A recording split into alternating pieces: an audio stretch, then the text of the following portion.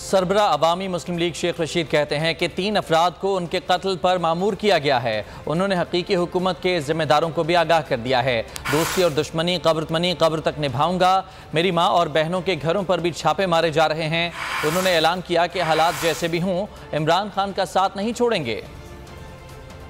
के बावजूद मैंने 9 मई के वाक़े की मजम्मत की और मैं पाक फौज को अजीम समझता हूँ, लेकिन मैं बुज़दिल नहीं हूँ। मैं दोस्ती और दुश्मनी कब्र की दीवार तक निभाऊंगा। 3 आदमियों को एंगेज किया गया है मुझे खत्म करने के लिए। मैं कौम को बताना चाहता हूँ कि मैं अपने दिफा का हक रखता हूँ और मैंने पाकिस्तान की हकीकी हुकूमत के जिम्मेदारान को लिख दिया है कि ज्यादती की एक हद होती है और ये ज्यादती इंतकाम की उस जगह मौजूदा पीडीएम के लोग लेकर जा रहे हैं और जो ये फसल बो रहे हैं जो बिल आखिर इन्हें काटनी है। और अगर मेरे ट्विटर से आप इतने खौफजदा हैं तो जब तक मैं गिरफ्तार नहीं होता ये ट्विटर जारी रहेगा।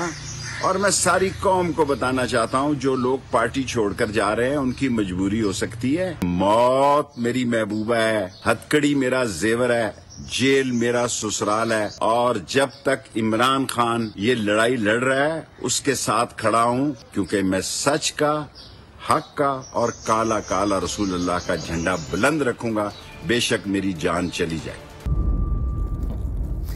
इंतजार था ना, चलो इस बार वो करते हैं जो इससे पहले किया ही नहीं। किस्मत की आंखों में आंखें डाल के जीतना होगा। सब में है शेर जैसी राह, जर्रा जर्रा भी हर कंटेस्टेंट को लगेगा पहाड़।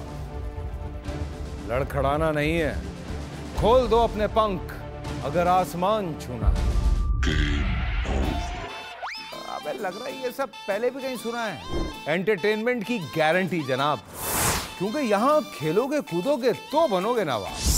खुश रहो पाकिस्तान। खुश रहो पाकिस्तान बुध और जुमेरात शाम 7 बजे सिर्फ बोल एंटरटेनमेंट पर।